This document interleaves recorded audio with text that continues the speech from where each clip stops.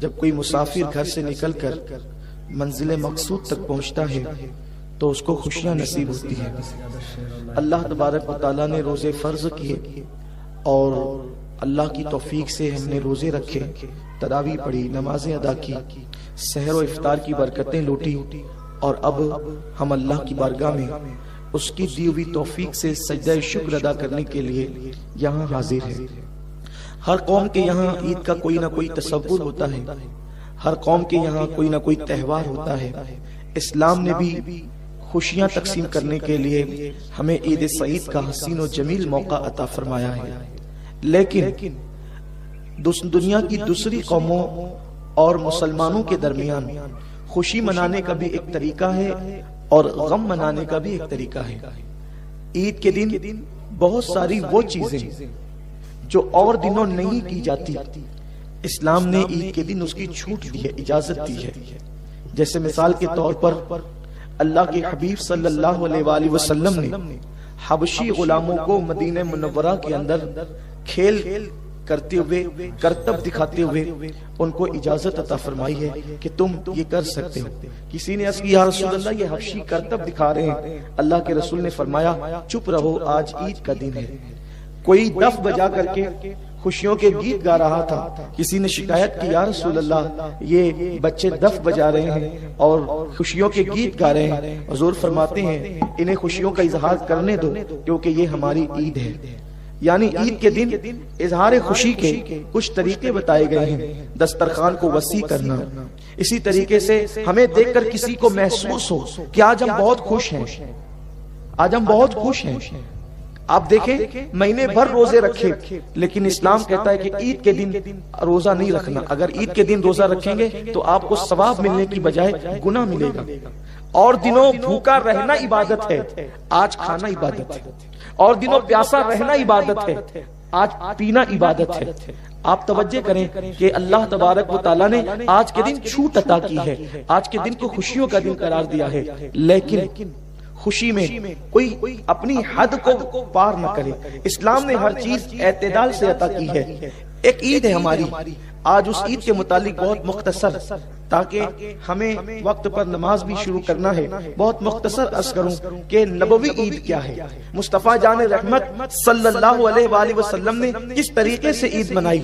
آقا کریم صلی اللہ علیہ وسلم نے فرمایا استطاعت کے مطابق قیمتی کپڑا پہنا جائے، یعنی ایسا نہ ہو کہ آپ کی استطاعت ہے، بہت اچھا کپڑا پہن سکتے ہیں، اس کے باوجود بھی آپ جو ہے وہ یوں ہی پھٹے پرانے اور دھلے ہوئے کپڑے پہن کر آ جائیں۔ نہیں، اگر اللہ نے نوازا ہے تو آپ جو ہے وہ اچھے کپڑے پہنے، نئے کپڑے پہنے، نئے میسر نہ ہو تب دھلے ہوئے پہنے، لیکن کپڑے اچھے پہنے، اس لیے کہ عید کا دن ہے، آج عید کا دن ہے۔ اللہ اپنی دی ہوئی نعمت کو تمہارے وجود پر دیکھنا چاہتا ہے، لیکن معاذ اللہ اب عید مسلمانوں کی ایسی ہوتی جا رہی ہے کہ دوسروں کے مذہبی تہواروں میں اور مسلمانوں کی عید میں اب کوئی بہت زیادہ فرق نظر نہیں آتا۔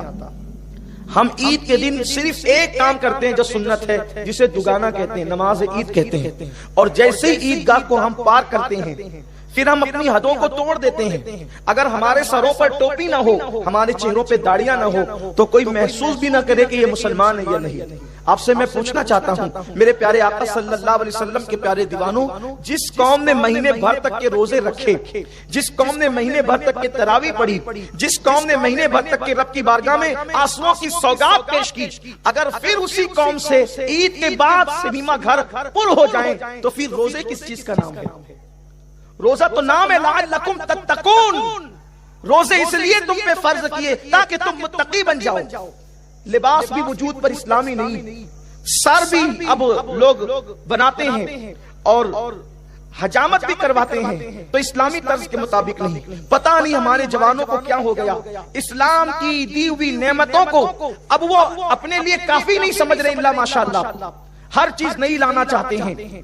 سر کا خط بنانے کا انداز بھی، جسے آپ حجامت کہتے ہیں یا کٹنگ کہتے ہیں، وہ بھی معاذ اللہ غیروں کی طرح، اور پھر صرف غیروں کی طرح نہیں بلکہ ایسے انداز سے اس کو اختیار کرتے ہیں کہ جس کی اللہ کے رسول صلی اللہ علیہ وسلم نے آج سے 1450 سال پہلے مذمت فرمائی تھی. عید کے لیے خصوصی کٹنگ کروائی جا رہی ہے. وہ کٹنگ کیسی ہے؟ کچھ بال بہت بڑے ہیں، کچھ بال بہت چھوٹے ہیں. اللہ کے رسول صلی اللہ علیہ وسلم نے ارشاد فرمایا آج سے 1450 سال پہلے کہ کچھ لوگ اپنے سر کے بال بختی اونٹوں کی طرح رکھیں گے، اللہ نے ان پہ جنت کی خوشبو کو بھی حرام کر دیا ہے. آج کے نوجوان لڑکے خصوصی طور پر اس طریقے کی حجامت کا اہتمام کر رہے ہیں. ان کو دیکھو، بدن پر باضابطہ طور پر جو ہے بیل بوٹے بنوائے جا رہے ہیں. کب؟ مسلمانوں کی عید ہے، اور چونکہ اب بدن پر بیل بوٹے ہوں گے تو اس کو بتانے کے لیے جسم کو ننگا رکھنا یعنی چھوٹے کپڑے پہننا بہت ضروری ہوگا، تبھی تو بیل بوٹے نظر آئیں گے. میرے پیارے آقا صلی اللہ علیہ وسلم کے پیارے دیوانوں، یاد رکھنا یہ مغربی تہذیب، یہ مغربی کلچر، یہ گناہوں کا ماحول تمہارے لیے نقصان دہ ہے. اللہ کے رسول صلی اللہ علیہ وسلم نے پورے کپڑے پہننے کو سنت قرار دیا ہے. اس کا فائدہ کیا ہے؟ اللہ کے رسول صلی اللہ علیہ وسلم ماؤں سے زیادہ مہربان، باپ سے زیادہ مہربان. ارے کروڑوں مائیں بفرض محال اگر کسی ایک بچے کی ہو تو کروڑوں مائیں مل کر کے اپنے بچے سے جتنا پیار نہیں کر سکتی، اس سے زیادہ مصطفیٰ جان رحمت نے اپنی امت سے پیار کیا ہے. آقا کریم صلی اللہ علیہ وسلم نے جو طریقہ ہمیں بتایا ہے اس میں ہمارا فائدہ ہے. آپ اندازہ کریں، اگر آپ شارٹ کپڑے پہنتے ہیں جس سے بازو بھی نظر آتے ہیں، جس سے جو ہے وہ آپ کے جسم کے اعضاء نظر آتے ہیں، اس کا نقصان کیا ہے؟ اللہ کے رسول صلی اللہ علیہ وسلم فرماتے ہیں میری امت میں کثرت کے ساتھ اگر موت ہوگی تو وہ نظر کی وجہ سے ہوگی. آقا فرماتے ہیں نظر بد حق ہے، یعنی کسی کو نظر لگ جانا حق ہے. جادو اتنا نقصان نہیں پہنچاتا جتنا بد نظر نقصان پہنچاتی ہے. فرمایا گیا کہ جو نظر بد ہے وہ جانور کو لگے تو جانور ہانڈی میں چلا جاتا ہے، پتھر کو لگے تو پتھر ٹوٹ جاتا ہے، اور انسان کو لگے تو انسان قبر میں چلا جاتا ہے. اب یہ جو تم شارٹ کپڑے پہن کر جسم پہ بیل بوٹے بنا رہے ہو، یعنی لوگوں کی نظر تم پر پڑے.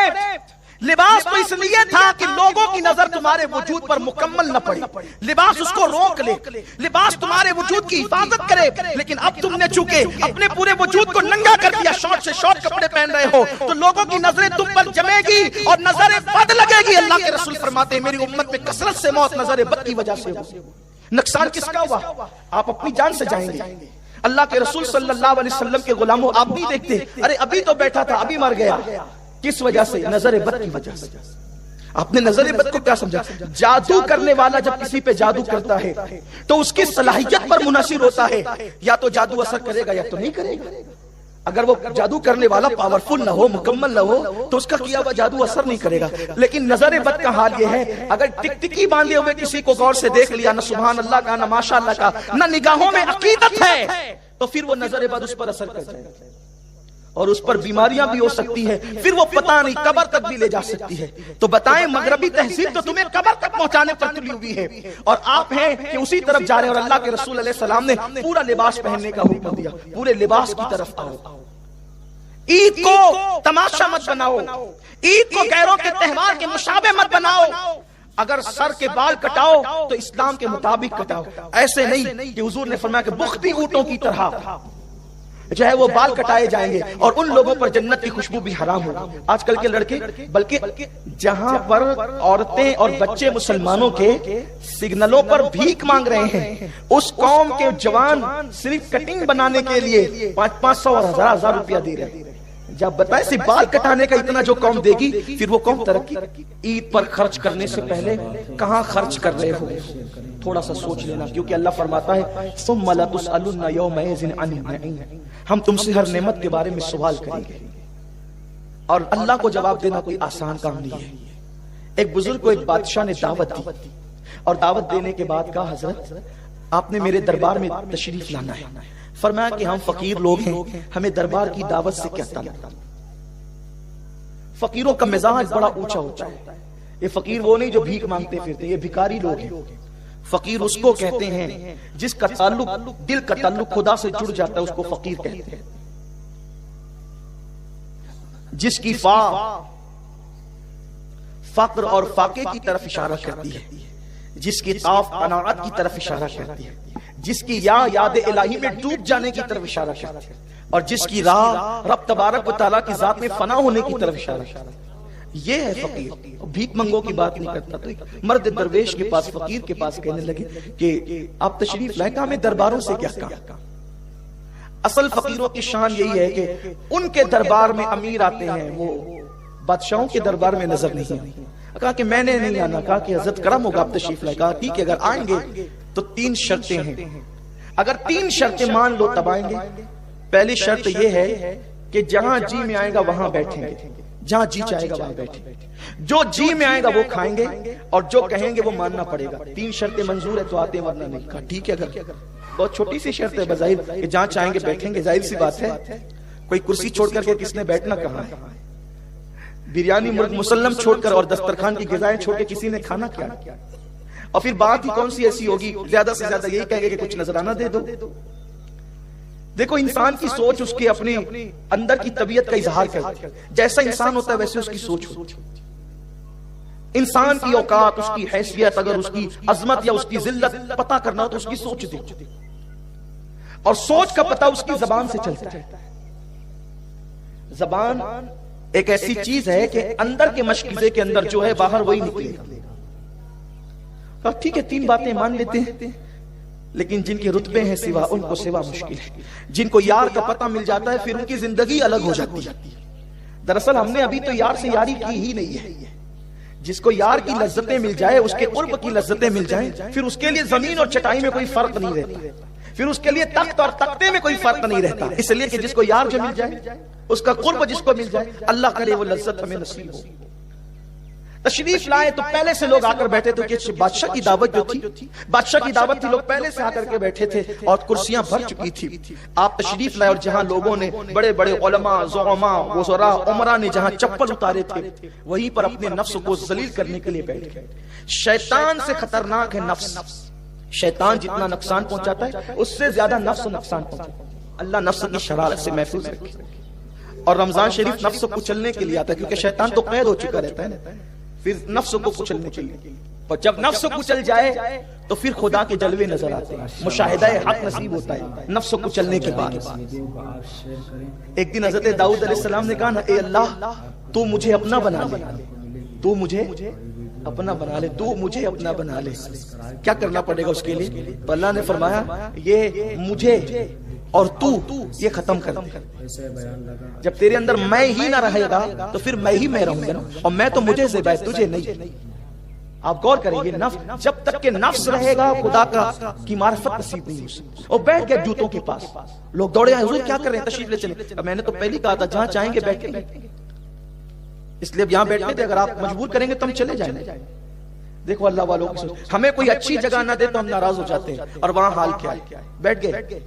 پھر اس کے بعد کہا حضرت یہاں تو دسترخوان نہیں لگ سکتا، تو آپ کھانے کے لیے اندر آ جائیں۔ کہا ہم دسترخوان کے لیے آئے بھی نہیں۔ اپنی جھولی سے سوکھے ٹکڑے نکالے اور شوق سے چبانا شروع کر دیا۔ بس یہی بات ہے مسلمانوں، لذیذ سے لذیذ غذا کی لذت صرف حلق تک ہے۔